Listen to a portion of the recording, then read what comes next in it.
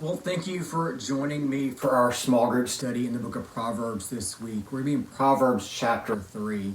Before we get started, though, we've been hearing a lot about the stay at home order, quarantining, self isolation, and that's because of all the stuff that's been going on in our country with our illnesses and stuff. But, really for a long time, we as a people have been quarantining, isolating ourselves off. It's actually a word for that. It's called cocooning. It is staying at home, not leaving your home because of a perceived threat or danger out in the world. And you say, well, I don't really do that. I don't stay at home all the time. I go places, I do things. Well, think about it though, we kind of do isolate ourselves. We say, I'm going to order everything from Amazon and never have to go to the store. Or I'll just do pickup so I don't have to engage with people in the grocery store. Or maybe you say, I'm not going to go to town because town's not safe. I'll just stay out here in the country where everything is safe and nice and quiet. Or maybe you say, I'll never go to that state or that city because it's so dangerous, I've heard. Or maybe you say this even, I'm not going to go visit that family because their neighborhood is not the safest. Or I'm scared to go to that area of town. And that limits our ability to minister sometime to families. And so today we're going to talk about what it means to minister to our neighbors and love other people. And yes, the world can be unsafe. Yes, bad things do happen and will happen. But we need to understand the Lord's called us to love our neighbor. Before we get into Proverbs chapter 3, I want you to read with me Matthew chapter 22, verse 34 through 40. But when the Pharisees heard that he had silenced the Sadducees, they gathered together. And one of them, a lawyer, asked him a question to test him. Teacher, what is the great commandment in the law? And he said to him, You shall love the Lord your God with all your heart, with all your soul, and with all your mind. This is the first commandment. And the second is like it. You shall love your neighbor as yourself. On these two commandments depend all the law and the prophets.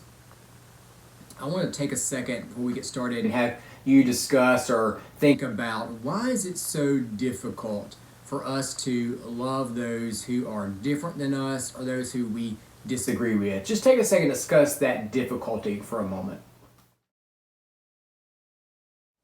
So we've been walking through the book of Proverbs the past few weeks to see what it means to live a wise life and what that looks like and how under God's guidance we can live a life that is blessed and a life that has a happy ending to it.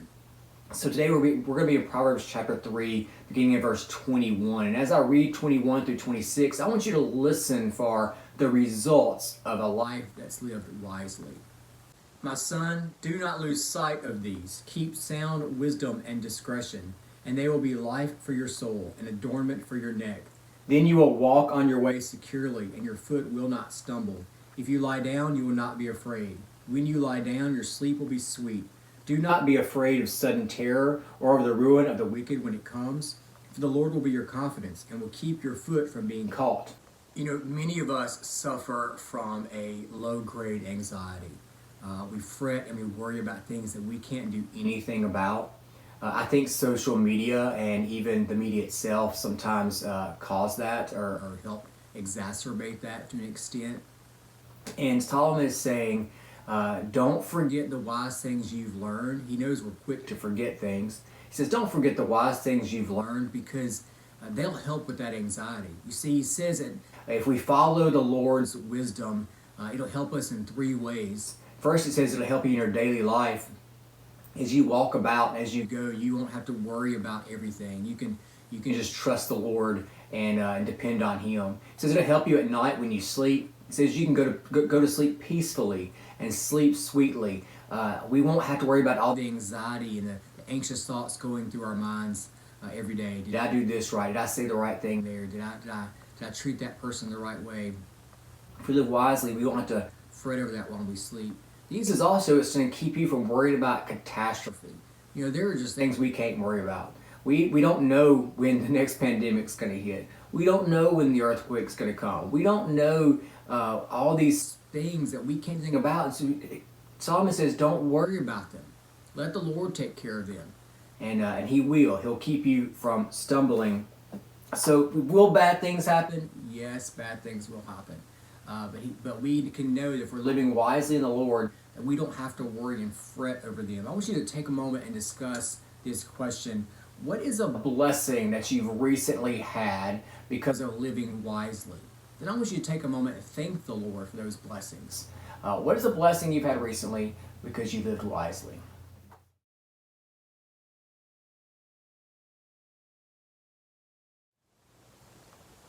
Solomon is now going to give us some everyday advice on what a wise person's life will look like.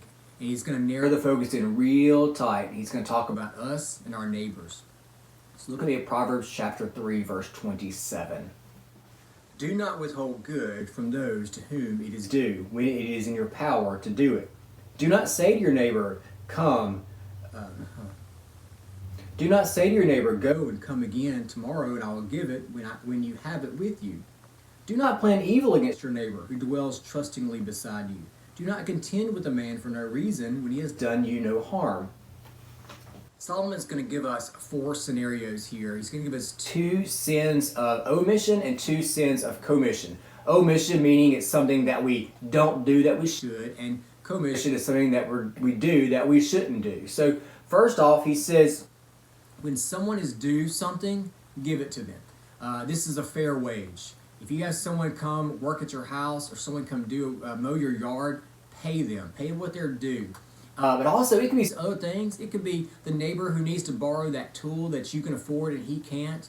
It may be the neighbor whose family has been in the hospital and they need a hot meal when they come home. It could be anything. It could be a neighbor who's in need of clothing or just somebody who just needs some money. And so Solomon's saying, if you've got it, help out. And then he says, in the second scenario, he says, when a neighbor comes to you and says, I need help now, I need this now, and he says, you've got it? He says, don't delay. If somebody comes to you and says, I need help with changing my flat tire, and you say, okay, we'll do that tomorrow. Or we'll do that later. When you've got the time and tools right now to do that, Solomon says, just go ahead and do it. Don't put off what needs to be done. The old saying is, help long on the road is no help at all. So go ahead and help out. Now he says 2 sins of commission. He says don't plot against your neighbor. Now I'm not sure if you're plotting against your neighbor or not in some way, but there are small ways we do this. Maybe you slowly move a boundary marker a little bit over on your land. Maybe you go on someone else's deer lease and do some hunting there when it's not your place to do it. I mean, it's right next to yours. The deer are on yours and they're on theirs, and so you just kind of go over on their land and you do a little hunting. And someone says, don't do that. Don't keep that UPS package that was delivered to your house and not theirs. You say, I would never do that. Well, sometimes temptation kind of lands right literally at our doorstep. And so we need to be thoughtful and plan ahead not to do things like that. Then he says, just don't be contentious with people when there's no need for it. Don't go against your neighbor for no reason. Be peaceable with them. And so Solomon gives us these 4 scenarios to look at. And I want you to do this activity for a second here.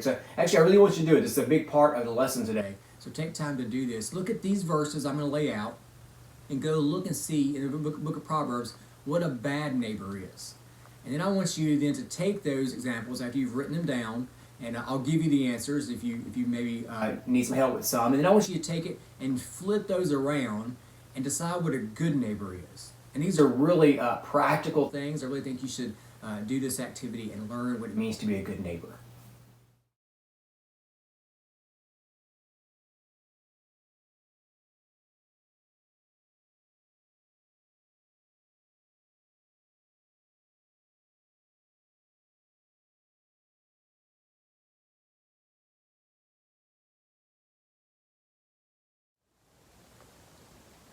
Solomon now moves from our actions to our desires and our motivations. And he reminds us that God's favor and blessing rests on those who are wise. So look at me in verse 31.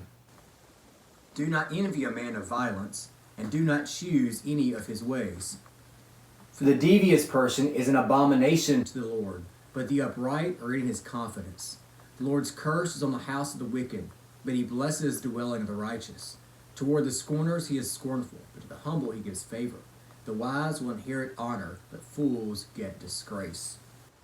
Sometimes we might look at those who are successful in business or in the world, and they've got a lot more money than we do, or nicer things than we do. And sometimes we get a little jealous. Let's just be honest. We look at that new truck and think, man, mine's 10 years old. I sure would like to have a new one.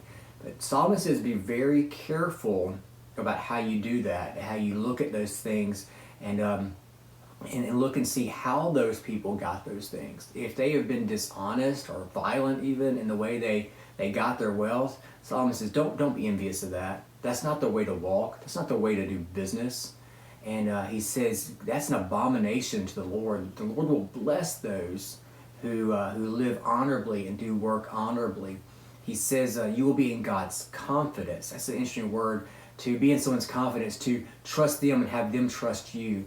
And Solomon says, walk that way. Life will not always be easy. You might not become wealthy. You may not always be able to get the things that you want. But the Lord promised us in other places in the Bible that we will have the things we need. And so he promises that. So he says, walk wisely in the way you do business. Walk wisely in the way you gain wealth. Because the Lord looks hard at that. Hard at the way we treat other people in business. And hard the way we handle our own affairs. So I want to encourage you this week to seriously go back to that list of what makes a good neighbor that you made earlier and think, how am I doing that? Maybe some ways I'm not doing that. And how can I be a better neighbor? And think on this too. A neighbor is not just someone who lives beside us. Jesus tells us in the parable of the Good Samaritan, our neighbor is the person who is in need. Our neighbor is the person who maybe lives across town but is still in need and still needs me to love on them. So I encourage you this week, find a way to love on people, find a way to be a light in the darkness and a way to live